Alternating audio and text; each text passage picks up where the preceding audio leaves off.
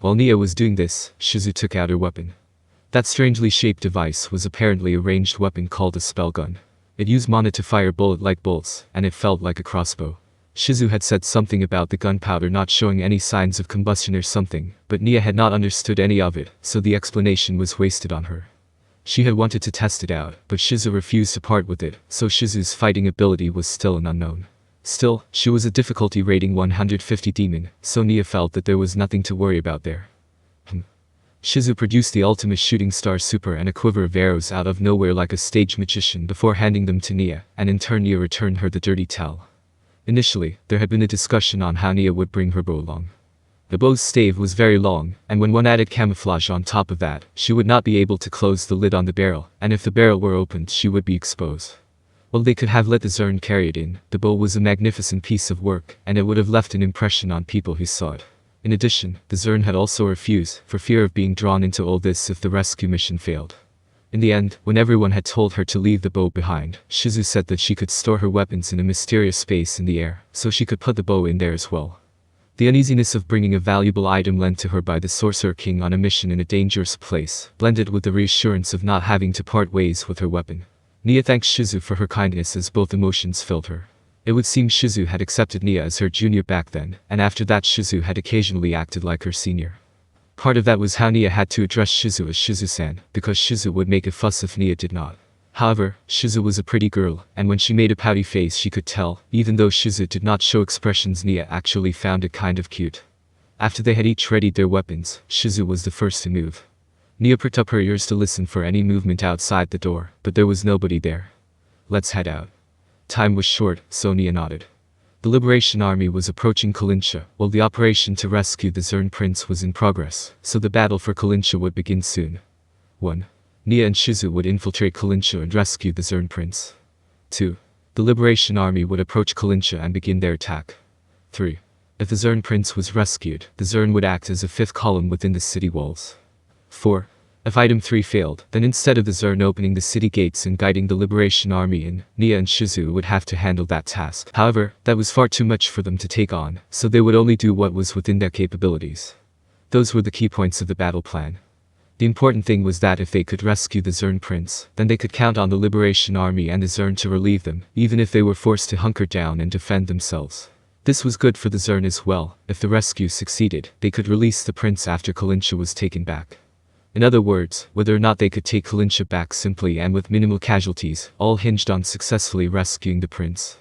As she felt the weight crushing down on her shoulders, Nia groaned as her tummy hurt again. Therefore there was not much time. Once the Liberation Army began their attack on Kalishna, or if they were detected before that, security in Kalishna would be tightened. In accordance with what they had planned, Shizu produced a bottle of what looked like perfume out of nowhere, and sprinkled it on Nia and herself. It seemed to be some kind of consumable magic item that contained the first tier spell odorless. There was not much of it, so they had to conserve it as much as possible. Shizu cracked open the door, peered around outside, and then slipped out.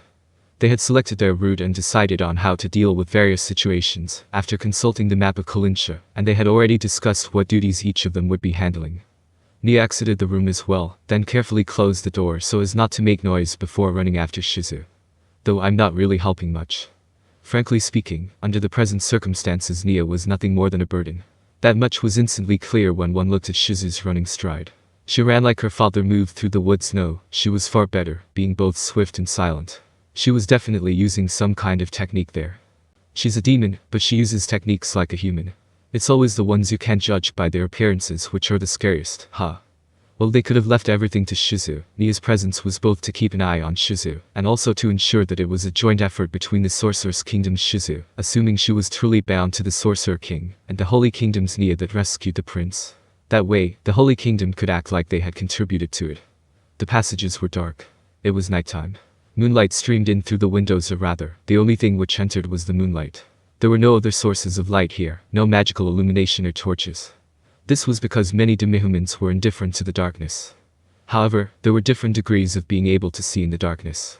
While some species had complete dark vision, most of them simply had superior night vision. Therefore, Nia and Shizu avoided the moonlight and slunk from shadow to shadow. As a human being, Nia had to focus herself and sharpen her senses. Not only could she not see clearly due to the darkness, the patrolling guards did not carry light sources either, so she could not spot them from afar. While she did not quite understand why the larder had lights, that was probably for the sake of those species who lacked dark vision. The two of them kept their footfalls as quiet as possible, while they ran through the castle towards their destination. Considering Shizu's physical attributes were far superior than Remedio's, even a pace which left Nia panting and barely able to keep up, was probably slower than a jog to Shizu. They occasionally spotted Demehuman guards, which was their cue to hold their breath, and quietly wait for the opposition to move on. They could not kill them, because that would mean having to take care of the corpses and hide their traces. Since they were in the midst of the enemy, it would be best not to be spotted at all until the rescue was a success. Fortunately, Nia and Shizu were not spotted, and they continued forward. There were few guards within the castle, thanks to most of the personnel being assigned to the walls and the watchtowers, as well as the city's prisons. The Sorcerer King had killed a great deal of Demihumans, which meant that they could not set up a tight security net. Thus, vigilance within the castle had grown lax, according to the Zern. The reason why they could proceed safely was because the Zern had reconnoitered the area ahead of time and made near-perfect preparations, but Nia still felt a twinge of uneasiness. There were two challenges in their way. The first was the long passageway they had to traverse in order to reach the tower. The second was the bridge to the tower, the aerial walkway. There were no hiding places in either location, and obviously there would be sentries standing watch as well. They would not be alone either. In addition, at least one of them would be stationed out of the line of fire for ranged weapons, as a precaution against ranged attacks. While they had discussed the matter in a big group in front of Gustav's map, they would still have to pass through both these places, in order to reach the tower. If we could use invisibility to deceive their eyesight and silence from the priests to deceive their hearing, we would be able to infiltrate perfectly. That's why adventurers who form groups that can take on all kinds of situations are so highly valued. Eventually, the two of them reached their objective. This was the first challenge, the long passageway. If they tried to run straight down it, they would be spotted before they could cover the distance. In order to avoid that, they needed to reach a location where they could execute ranged attacks while not being spotted by the opposition. That was why they had come here, the level above the long passage, the room directly above where the guards were stationed. If they lowered a rope from here and rappelled down the outer walls, they could take a shortcut without being detected. Here. In response to Shizu's question, Nia consulted the map in her head and the route they had taken, and nodded a yes. Not bad. Shizu's reply sounded like she was praising it junior, and then she pressed her ear to the door. Then, she quickly and silently opened it. While the room was filled with various sundry items, it looked like it had not been used in a long time, and there was a white layer of dust on the ground. However, there were traces that the Zern scouts had been here. They had moved between the window and a very large shelf. Shizu produced a rope out of nowhere. It was the same color as the castle wall. After that, she secured it to the large shelf. She used all her strength to tug on it to see if it could take the weight of Nia and herself, but it did not budge, and it showed no signs of fraying. The size and weight of the shelf was a factor, but the web-like strands stuck to the shelves was probably more important. The Zern who had come to this room beforehand had fixed it in place with sticky threads taken from the spidings. The window opened easily, and Shizu looked at the city walls outside. After verifying that there were no patrolling guards in sight, Shizu slung her weapon onto her back and said, "I'll go first." She threw herself out of the window and slid down the rope to the window below. She took her weight on one hand and used the other to push open the next window, which opened easily. That too had been the work of the Zern. Shizu then slid inside. Her skillful movements had only taken a few seconds. After confirming that the room below was safe, Shizu poked her face out and beckoned to Nia. Nia grabbed the rope and leaned out of the window. While the window on the floor below was only 4 meters away, they were now over 100 meters off the ground. If Nia fell, she would meet with a horrible death. No, it would be worse if she did not die. She would surely be tortured until she gave up what she knew, and then she would be killed. Falling to her death would be a merciful alternative. The rope had evenly spaced knots along its linked handholds, in other words, and there had been no problems during the several practice sessions they had conducted. However, training felt completely different from the real thing. I really don't want to go. But she had no choice. If only there was something like a balcony that she could just jump down on. Nia gripped the rope tightly as she pushed her entire body out of the window. She crossed her legs to firmly clasp the rope between her thighs. After this, all she had to do was descend slowly. The ground's just a little lower.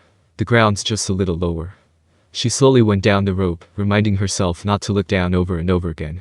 She shifted her weight from her right hand, and then to the left, just like Watch had practiced.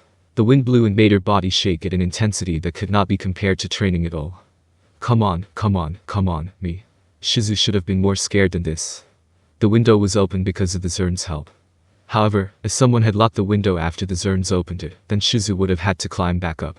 With that in mind, Nia, who only needed to make a single trip, had it easy in comparison. She finally approached the window, and Shizu reached out to grab Nia's body. Thus, she pulled Nia in with incredible strength. Thank you. But, too long. I'm taking it in, hold this. Yes. Shizu leaned out of the window and raised her spell gun. Nia held the rope as indicated. There was a pop hiss of expelled air, and Nia felt a force tugging on the rope. Shizu had cut it with her weapon. She pulled the severed rope back into the room and dumped it in the corner. They would not be using this fruit on the way back, so she had pulled it back in, rather than let it dangle freely, but there were merits and drawbacks to that. The merit was that it minimized the risk of being spotted by the sentries on the walls. The drawback was that if anything happened and they could not exfiltrate by their planned route, they would not be able to climb to the upper floor with this rope. In the end, the two of them had decided that the drawbacks of being spotted outweighed the merits. It's done, Shizu-san. Next we need to get past the first obstacle. Let's go. Got to kill them. Can you do it? I think I can. Once they stepped out of this room, they would be in a position to shoot the sentries stationed along the passage. If they could not kill them before they raised the alarm, all their effort would be wasted.